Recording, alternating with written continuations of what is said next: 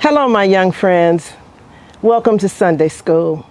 And you're probably looking and wondering, where are you?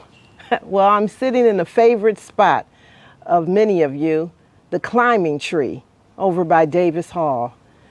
And I was thinking with our Sunday School story this week, we've been talking a lot about Jacob and his family and his brother Esau and how he tricked him out of his inheritance. And things can be a little different sometimes in our families.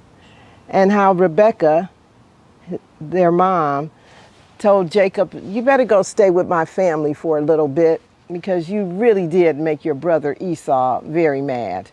I'm sure he'll get over it, but maybe let's put some space between ourselves. And so that's what Jacob did. He journeyed off to his mom's uncle's house, the homeland where his mom came from. And while there, he encountered Rachel. And he was like, wow, I really like her. And so he decided that he would put in the hard work and that Rachel someday, some years down the road, would become his wife. And that's what Jacob did. He made a deal with Rachel's dad, and he worked for her dad for 7 years in the hopes that Rachel would be his wife. Well, as it turned out, that didn't happen. But instead of giving up, Jacob, he put in the hard work and the promise that one day Rachel would be his bride. And so he remained there with her dad for another 7 years. And after that time, he and Rachel could finally be together. And you go, what is that story all about? What does it all mean? It means that we make promises and that we can trust most definitely in the promise that God has made to us. And that promise is that no matter what, nothing in this world can separate us, you and me, from the love of God. And we just have to trust in that and keep heading towards that promise. That's what that story is about.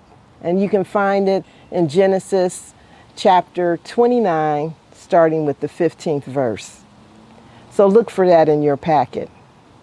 Until then, know that I long for the promise of the day that we can all be back together here in this climbing tree on this beautiful campus.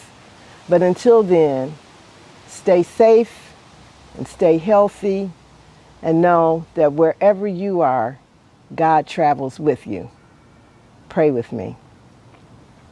Gracious and loving God, we thank you for these opportunities for us to gather together in your creation, knowing that you promised you would always be with us. And you sent us your son, Jesus, Emmanuel, God with us, to fulfill that promise, to let us know that you would never leave us alone. So as we go out this week and do your work, caring for others, making sure that others are fed, all in a safe distance, we know that these days too will pass and that you will be with us along that journey. Amen.